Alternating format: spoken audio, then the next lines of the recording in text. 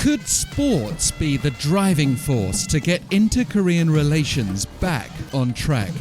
2018 was a big year for summits involving North, South Korea and the US, and you may recall that it all really ignited with senior North Korean officials attending the opening of the Winter Olympics in South Korea.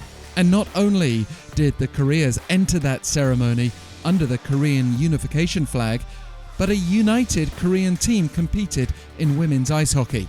And then, in August of 2018, we again saw the Koreas march together at the opening ceremony of the Asian Games in Indonesia, before competing together in 6 events, including women's basketball, men's and women's dragon boat racing, and men's and women's rowing events.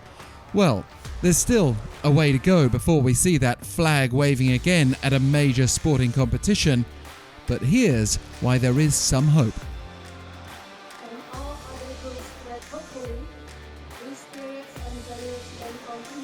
It was reported over the weekend that North Korea's registered around 200 athletes, coaches and officials for the Asian Games to be held in China this fall, according to sources cited by Japan's Kyodo-News, even while acknowledging that the North hasn't yet lifted COVID-19 travel restrictions, although it's claimed that may happen soon, with travel agencies in China apparently getting ready to reboot trips to the North.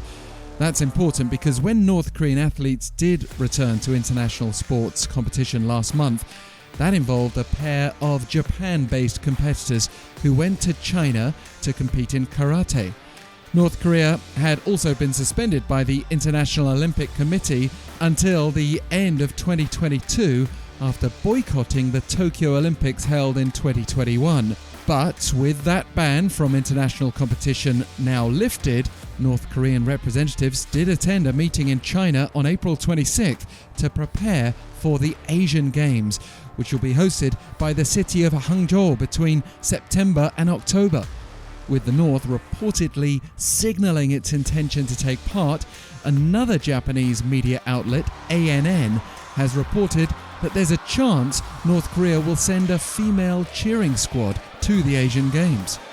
So, if that all comes to pass, there is at least the possibility of initiating a conversation around the Games, with both Koreas potentially set to be there at the same time, and the strong possibility of high-level North Korean officials being in attendance. Let's remind ourselves of the mood of North Korean participants last time around in 2018. 단일 경기에서도 국가남이 다녔던 힘을 힘있게 과시하길 바랍니다. 힘껏 하겠습니다. 힘껏 하겠습니다. The trouble is, while the Asian Games may well set the stage for diplomacy, it may not be of the inter-Korean kind. The North is clearly prioritizing its relationship with China as its main ally.